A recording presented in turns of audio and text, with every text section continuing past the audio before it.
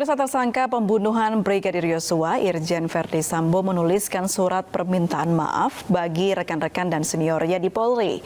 Melalui tulisan tangannya, Irjen Sambo mengungkapkan penyesalan mendalam atas dampak yang harus ditanggung institusi Polri karena kasusnya.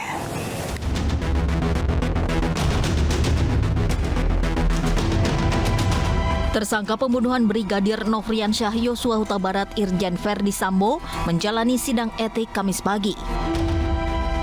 Sebelum menjalani sidang, Irjen Verdi Sambo secara khusus mengungkapkan penyesalan dan permintaan maaf kepada rekan-rekan hingga seniornya di Polri yang terkena dampak dari perbuatannya. Surat yang ditulis tangan tertanggal 22 Agustus 2022 ditandatangani Irjen Verdi Sambo di atas materai. Pada awal surat, Verdi Sambo mengungkapkan penyesalan dan permohonan maaf yang mendalam atas dampak yang harus ditanggung senior hingga rekan sejawatnya di Polri. Selain berharap permintaan maafnya diterima, ia pun siap menjalankan konsekuensi hukumnya. Ia pun berharap proses hukum yang saat ini dijalani dapat memberikan keadilan bagi semua pihak. Tim Liputan iNews melaporkan.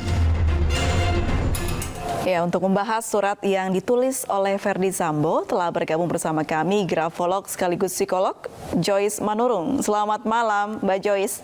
Selamat malam, Mbak April. Apa kabar? Baik, semoga Mbak Joyce juga sehat selalu.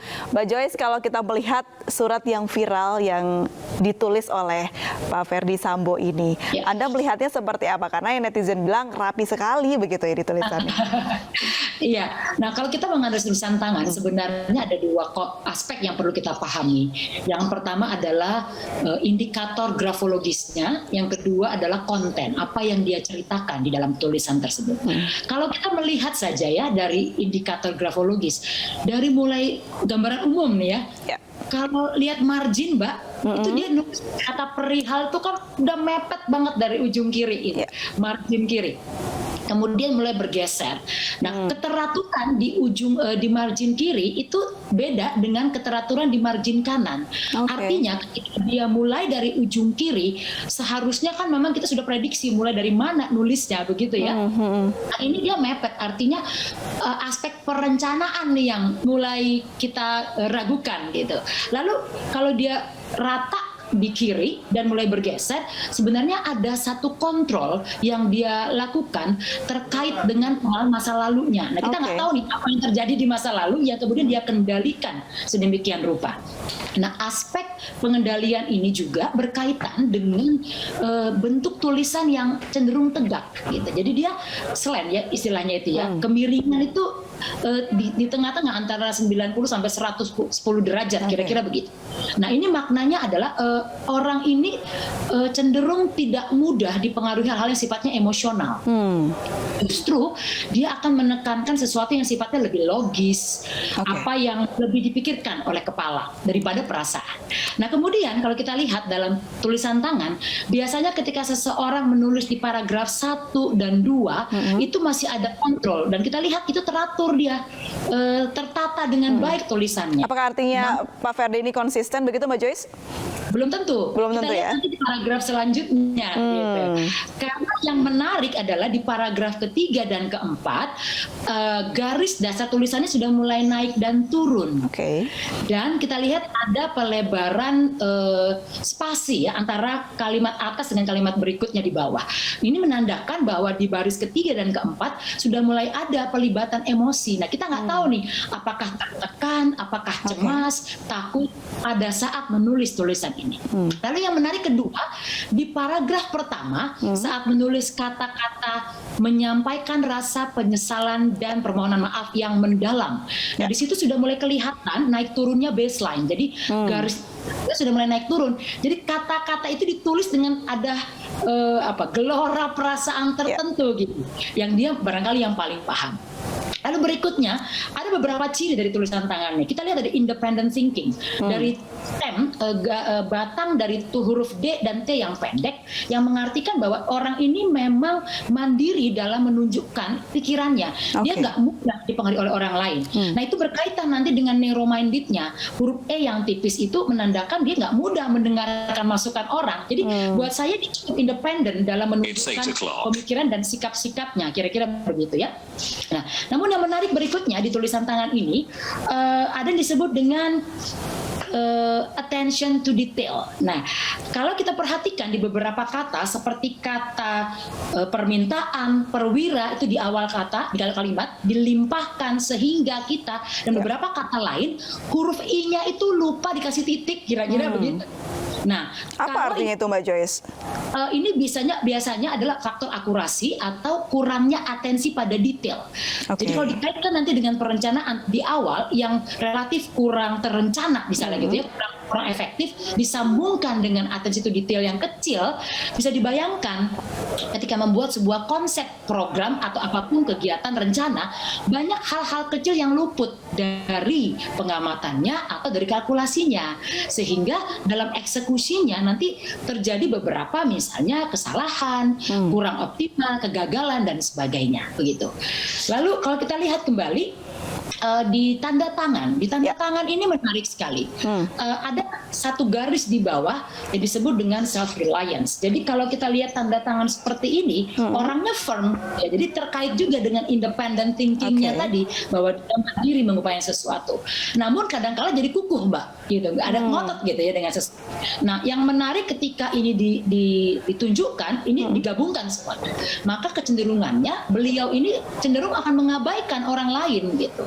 Dia akan lebih mengutamakan dirinya, prinsipnya, pemahamannya dibandingkan orang lain. Lalu yang kedua, di ujung tanda tangan itu ada kayak kaitan gitu ya kalau diperhatikan dengan baik. Tenacity saya sebutkan. Kayak kail begitu ya Mbak Joyce ya? Ya, betul sekali. Nah, tenacity ini sebenarnya kecenderungan seseorang mempertahankan apa yang sudah dia miliki. Jadi dia nggak mudah itu melepaskan, misalnya bernegosiasi, kita mau toleransi, nggak mudah. Namun ciri lain ini juga memperlihatkan bahwa dia stick pada apa yang sudah dia rencanakan dan akan menyelesaikan hingga tuntas apa yang sudah direncanakan tersebut. Namun kembali lagi bahwa tulisan tangan itu akan punya makna berbeda dengan tanda tangan. Karena tanda tangan itu lebih menggambarkan bagaimana dia mau dilihat oleh publik, oleh masyarakat. Sementara tanda tangan lebih menggambarkan bagaimana dirinya. Lalu berikutnya kalau kita lihat pada konten, di sini ada beberapa pengulangan. Kalau dilihat di paragraf 1, itu jelas-jelas dia minta maaf kan sebenarnya. Sudah dia jelaskan siapa subjeknya, namun dia tidak jelaskan apa perilakunya, tindakannya. Dalam konteks permintaan maaf, selain subjek itu real disampaikan, harus disampaikan juga tindakannya apa, begitu. Lalu yang kedua, di paragraf kedua dia menyatakan ingin minta maafnya diterima. Nah, sejatinya dalam konteks minta maaf, ingin minta maaf diterima itu ditaruh di terakhir, Mbak, umumnya.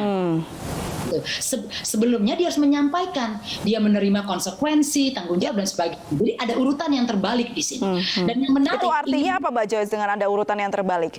Tadi saya bilang kemungkinan ada perencanaan di situ. Oh, sudah ada perencanaan yang disiapkan begitu ya? Perencanaan namun tidak optimal karena ada pengulangan kembali di situ. Nah, rapat itu juga bisa menekankan sebuah penguatan ya, ada hal yang ditekankan karena ingin minta maaf diterima itu diulang 2 kali. Itu ada di paragraf 2 dan 4. Apakah ini artinya beliau sungguh ingin meminta maaf begitu dengan pengulangan 2 kali ini? Belum tentu. Karena ketulusan dan kesungguhan itu adalah sistem nilai sebenarnya. Ini harus diteliti lebih lanjut. Lalu di paragraf ketiga itu ada pengulangan, ya siap menanggung konsekuensi. Ini juga diulang kembali. Nah, jadi artinya buat saya, apakah memang ini sudah ditetapkan? Artinya pernyataan minta maaf ini sudah dikonsep sedemikian rupa, dia dituliskan secara spontan. Nah, sehingga ada pengulangan-pengulangan yang tadi berkaitan dengan perencanaan dan akurasi terhadap perencanaan tersebut. Menarik sekali ternyata tulisan tangan bisa dibaca begitu ya Ibu Joyce ya. Terima kasih banyak Bu Joyce sudah memberikan informasinya, sharing ilmu kepada kita semua. Selamat malam Bu Joyce. Selamat malam. Pemirsa, Komnas HAM mengungkap sosok yang mengancam membunuh Joshua adalah Kuat Maruf. Tak hanya itu, Kuat Maruf bahkan sempat mencoba melarikan diri saat hendak ditangkap oleh pihak kepolisian.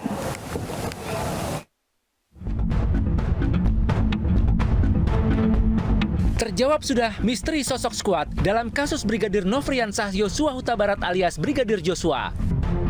Komnas HAM mengungkapkan, Skuad yang diduga dimaksud Brigadir J adalah si Kuat alias Kuat Ma'ruf, sopir istri Ferdi Sambo Putri Chandrawati. Pesan ancaman pembunuhan dari Kuat Ma'ruf diterima sehari sebelum Brigadir Joshua dibunuh atau pada saat di Magelang 7 Juli 2022. Informasi tersebut berdasarkan keterangan dari kekasih Brigadir Joshua. Tanggal 7 malam, kan kematian tanggal 8, tanggal 7 malam memang ada ancaman pembunuhan. Kurang lebih kalimatnya begini, kurang lebih. Jadi Joshua dilarang naik ke atas menemui Ibu P karena membuat Ibu P sakit.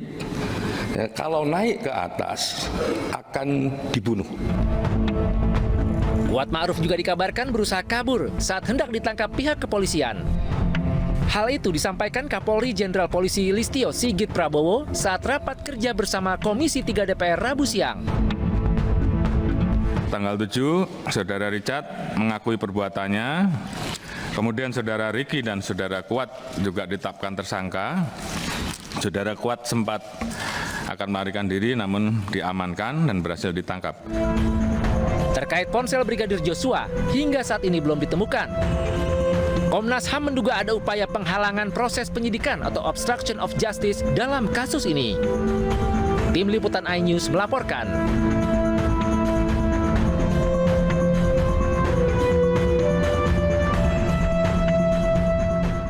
Pemirsa, Putri Chandrawati akan diperiksa penyidik Bareskrim Polri besok pagi. Apakah Putri akan dijemput paksa jika tak memenuhi panggilan? Kami akan membahasnya usai jeda bersama rekan Mirva Suri.